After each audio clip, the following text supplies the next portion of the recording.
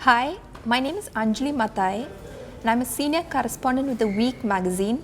I handle society and health stories. And in Scrabble for the Soul, I am going to be looking at popular phrases, words, spelling, puns, pronunciations, anything to do with the English language.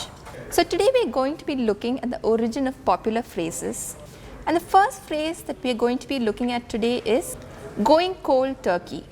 On a literal note, the phrase going cold turkey means quitting an addictive substance that brings physical symptoms of withdrawal. But on a more light-hearted note, going cold turkey means quitting something abruptly, as in, she was addicted to sugar, so she quit cold turkey. But where did the phrase come from? It first made an appearance in 1921 in British Columbia in this magazine called the Daily Colonist. Those days, during drug withdrawal, the skin would become cold and clammy and covered with goosebumps like the skin of plucked turkey, and hence the phrase going cold turkey. Of course, a more fitting phrase would have been going cold goose, but we don't know why nobody thought of that. And the next phrase that we are going to be looking at today is kick the bucket. It means to die, as in, she kicked the bucket before she could witness her son's wedding. The most popular theory as to the origin of the word is that in 16th century England, the word bucket used to have an alternate meaning. It used to mean a beam that was used to carry or hang things.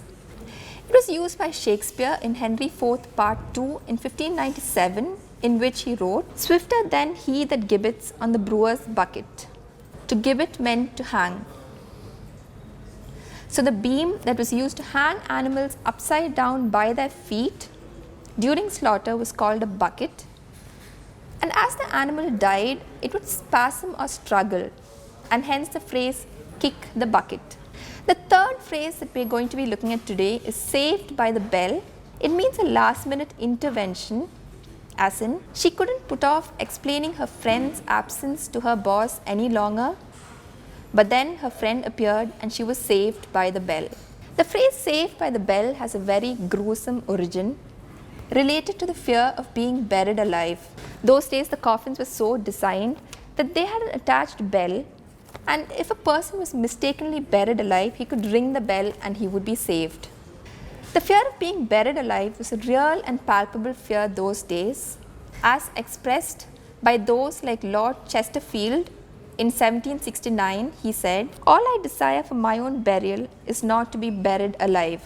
Several of these coffin designs were actually patented. So one, for example, by somebody called Franz Wester, had a glass screen in addition to an attached bell. So the mourners could wave at the deceased, and if he waved back, then that would mean that he was not dead, and the coffin could be opened and the poor soul let out.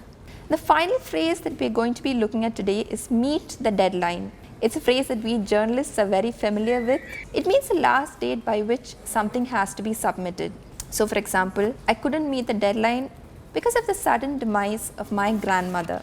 It's a phrase that's not very popular with us. As Douglas Adams, the writer of the book The Hitchhiker's Guide to the Galaxy, once said, "I love deadlines. I love the whooshing sound they make as they go by." And this is another word that has a gruesome origin. It originated during the American Civil War between 1861 and 1865. A deadline was a line that was drawn to prevent prisoners from escaping during the war.